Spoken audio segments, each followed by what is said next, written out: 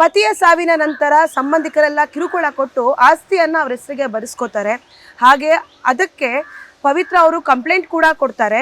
ಈಗ ಆ ತನಿಖೆ ಸರಿಯಾದ ಮಾರ್ಗದಲ್ಲಿ ನಡೀತಿಲ್ಲ, ಅದು ಸರಿಯಾದ ಮಾರ್ಗದಲ್ಲಿ ನಡಿಬೇಕು ಅಂತ ಹೇಳಿ ಪವಿತ್ರ ಅವರು ಡಾಕ್ಟರ್ ಜಿ ಪರಮೇಶ್ವರ್ ಅವರಿಗೆ, ಹೋಮ್ ಮಿನಿಸ್ಟರ್ಗೆ ಒಂದು ಲೆಟ್ರನ್ನ ಕೊಟ್ಟಿದ್ದಾರೆ. ಬನ್ನಿ ಏನೇನಾಯಿತು ಇವತ್ತು, ಅವ್ರಿಗೆ ನಮ್ಮ ಕಾನೂನು ಮೇಲೆ ನಂಬಿಕೆ ಇದೆಯಾ, ಯಾಕೆ ಅವ್ರ ನಂಬಿಕೆಯನ್ನು ಕಳ್ಕೊಂಡಿದ್ದಾರೆ ಅಂತ ಕೇಳೋಣ.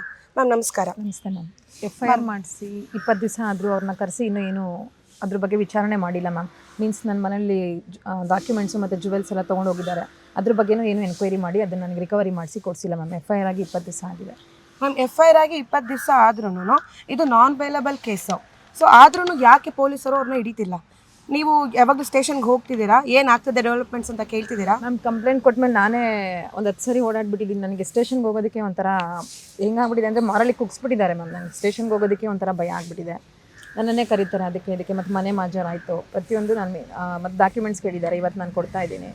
ಇಷ್ಟೆಲ್ಲ ಆದರೂ ಇಷ್ಟು 20 ದಿವಸ ಬೇಕಾ ಮ್ಯಾಮ್ ಅವ್ರನ್ನ ಕರೆಸಿ ಒಂದು ವಿಚಾರಣೆ ಮಾಡಿ ಡಾಕ್ಯುಮೆಂಟ್ಸು ಮತ್ತು ಜುವೆಲ್ಸ್ ಎಲ್ಲ ಎಲ್ಲಿಟ್ಟಿದ್ದಾರೆ ಅಂತ ನನಗೆ ಎನ್ಕ್ವೈರಿ ಮಾಡಿ ಕೊಡ್ಸೋದಕ್ಕೆ.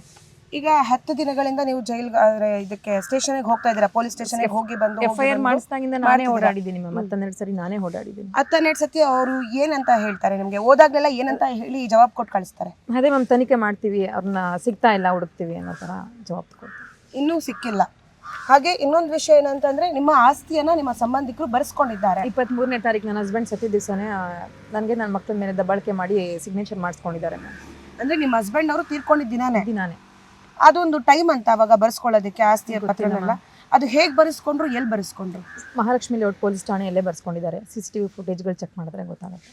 ಅಲ್ಲ, ಈ ಅಂದ್ರೆ ಮಹಾಲಕ್ಷ್ಮಿ ಲೇಔಟ್ ಪೊಲೀಸ್ ಸ್ಟೇಷನ್ ಯಾವಾಗ ಸಬ್ ರಿಜಿಸ್ಟರ್ಡ್ ಆಫೀಸ್ ಆಯ್ತು ಅಂತ? ಈಗ ಆಸ್ತಿ ಎಲ್ಲ ಬರ್ಸ್ಕೊಳ್ಳೋದು ಅಂತಂದ್ರೆ ಒಂದು ಸಬ್ ರಿಜಿಸ್ಟರ್ಡ್ ಆಫೀಸ್ನಲ್ಲಿ, ಅದು ಹೇಗೆ ಸ್ಟೇಷನಲ್ಲಿ ಬರೆಸ್ಕೊಂಡ್ರು, ಏನಕ್ಕೆ ಬರೆಸ್ಕೊಂಡ್ರು? ಆ ಆಸ್ತಿ ಅವ್ರ ಹೆಸರುಗಳಿಗೆ ಬೇಕು ಅನ್ನೋ ಉದ್ದೇಶಕ್ಕೆ ಬರ್ಸ್ಕೊಂಡಿದ್ದಾರೆ ಮ್ಯಾಮ್. ನನ್ನ ಹೆಸರಲ್ಲಿ ಇರಬಾರ್ದು ಮನೆ ಅನ್ನೋ ಉದ್ದೇಶಕ್ಕೆ.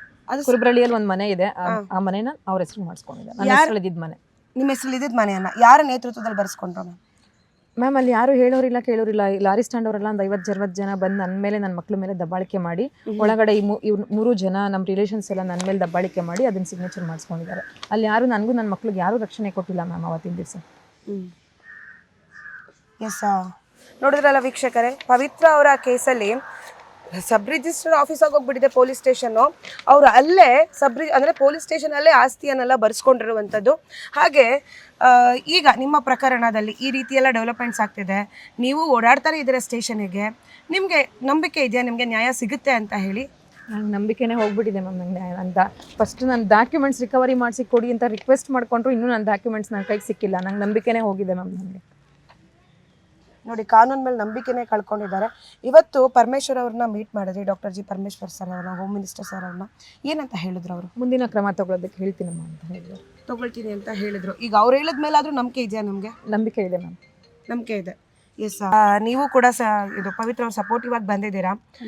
ಏನು ಅನ್ಸುತ್ತೆ ಹೆಣ್ಮಕ್ಳ ಕಷ್ಟ ನೋಡಿ? ಮತ್ತೆ ಅವರು ಅಂದರೆ ನ್ಯಾಯಕ್ಕೋಸ್ಕರ ಓಡಾಡ್ತಾನೆ ಇದ್ದಾರೆ, ಈ ಮಕ್ಕಳಿದ್ದಾರೆ, ಅವ್ರನ್ನೆಲ್ಲ ಬಿಟ್ಟು ತಿರುಗಬೇಕು ಅಂದರೆ ಎಷ್ಟು ಕಷ್ಟ ಆಗುತ್ತೆ?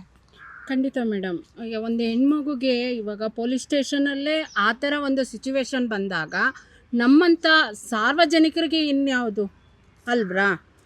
ಒಂದು ಹೆಣ್ಮಗು ಹತ್ರ ಅಲ್ಲಿ ಪೊಲೀಸ್ ಸ್ಟೇಷನಲ್ಲಿ ಸಬ್ ರಿಜಿಸ್ಟರ್ ಆಫೀಸರ್ ಆಗಿಬಿಟ್ಟಿದೆ ಪೊಲೀಸ್ ಸ್ಟೇಷನ್ನು. ಇವಾಗ ಯಾವ ಥರ ಕಾನೂನು ಆತ್ಮಕವಾಗಿ ಅವ್ರು ಸೈನ್ ಮಾಡಿಸ್ಕೊಂಡ್ರು ಅಲ್ವ್ರಾ? ಹೌದು, ಸೈನ್ ಯಾಕೆ ಮಾಡಿಸ್ಕೊಳ್ತಾರೆ? ಅದಕ್ಕೆ ಹಂಗಾದರೆ ಪೊಲೀಸ್ ಸ್ಟೇಷನ್ ಸಬ್ ರಿಜಿಸ್ಟರ್ ಇನ್ನು ಮಿಕ್ಕಿದ್ದೆಂಥದ್ದೆಲ್ಲನೂ ಅಲ್ಲೇ ಆಗಬೇಕಾ?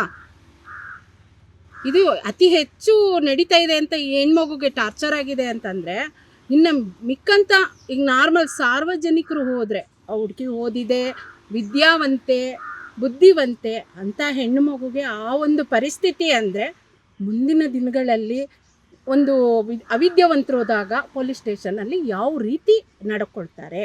ಹೌದು ಹೌದು, ಅದು ಬೇಕು ನಮಗೆ ಇಂಪಾರ್ಟೆಂಟ್.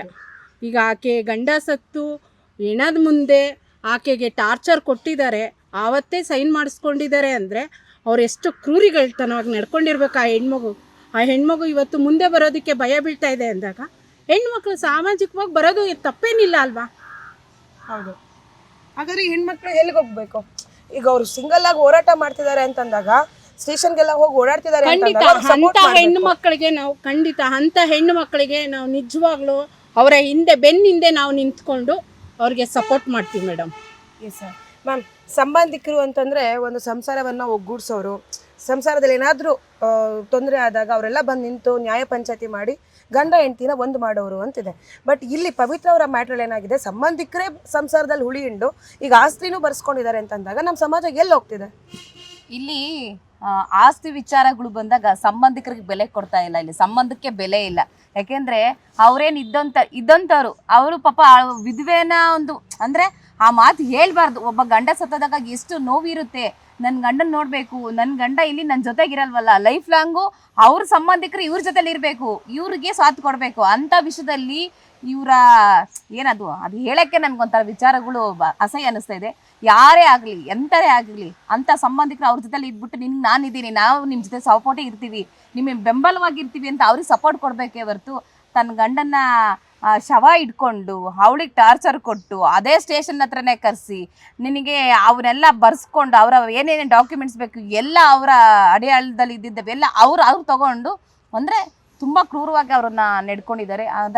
ಅಧಿಕಾರಿಗಳು ಸಹ ಅವರಿಗೆ ಬೆಂಬಲ ಕೊಟ್ಟಿದ್ದಾರೆ. ಹಾಗಾದರೆ ಇಲ್ಲಿ ನ್ಯಾಯ ಕೇಳೋ ಅಂಥ ನಿಟ್ಟಿನಲ್ಲಿ ಯಾವ ಹೆಣ್ಮಕ್ಳು ಯಾವ ಸ್ಟೇಷನ್ ಹತ್ರ ಹೋಗಬೇಕು, ಯಾರ ಹತ್ರ ಕೇಳಬೇಕು? ಮುಂದಿನ ದಿನದಲ್ಲಿ ಎಲ್ಲ ಸ್ಟೇಷನಲ್ಲೂ ಇದೇ ಥರ ಹಗರಣಗಳು ನಡೀತಾ ಇದ್ರೆ ಹೆಣ್ಮಕ್ಳು ಎಲ್ಲಿ ಹೋಗಿ ನ್ಯಾಯ ಕೇಳಬೇಕು ನಮಗಂತೂ ಗೊತ್ತಾಗ್ತಾ ಇಲ್ಲ. ಬೀದಿಲಿ ನಿಂತ್ಕೊಂಡ್ರು ಸಹ ಇವತ್ತಿನ ದಿವಸ ಹೋರಾಟ ಮಾಡ್ತೀವಿ ಅಂದರೆ ಯಾವುದೋ ಒಂದು ಮೂಲೆ ಕಳಿಸ್ತಾರೆ, ಯಾವುದೋ ಒಂದು ಮೂಲೆ ಕಳಿಸ್ತಾರೆ. ಇವತ್ತು ಅಧಿಕಾರಿಗಳು ಅಲ್ಲೋಗ್ಬೇಡಿ ಇಲ್ಲೋಗ್ಬೇಡಿ, ಅಲ್ಲಿ ಹೋರಾಟ ಮಾಡಬೇಡಿ ಇಲ್ಲಿ ಹೋರಾಟ ಮಾಡಿ ನಮ್ಮ ಕೂಗುಳಿಗೆ ಹಾಗಾದ್ರೆ ಹೋರಾಟ ಮಾಡೋ ಕೂಗುಳೆಲ್ಲ ಎಲ್ಲಿ ಕೇಳಬೇಕು ಏನು ಮಾಡಬೇಕು ಗೊತ್ತಿಲ್ಲ. ಯಾಕಂದರೆ ಇಂಥ ಹೆಣ್ಮಕ್ಳು ನ್ಯಾಯ ಕೊಡಿಸ್ಬೇಕು ಅಂತಂದರೆ ಇನ್ನ ಎಲ್ಲೆಲ್ಲಿ ಹಗರಣಗಳು ನಡೀತಾವ ಆ ಸ್ಟೇಷನ್ ಹತ್ರ ನಾವೆಲ್ಲ ಕೂತ್ಕೊಂಡು ಎಲ್ಲ ಹೆಣ್ಮಕ್ಳು ನ್ಯಾಯ ಕೊಡೋವರೆಗೂ ಸಹ ನಾವು ಎದ್ದು ಬರ್ಲಂಗೆ ಹೋರಾಟಗಳನ್ನ ಮುಂದಿನ ದಿನದಲ್ಲೇ ನಾವು ಎತ್ಕೋಬೇಕು ಅಂತ ಹೇಳಕ್ ಇಷ್ಟಪಡ್ತೀನಿ. ಯಾಕಂದ್ರೆ ಇವತ್ತು ಇವ್ರಿಗಾಗಿದೆ, ನಾಳೆ ಸುಮಾರು ಜನಕ್ಕಾಗುತ್ತೆ.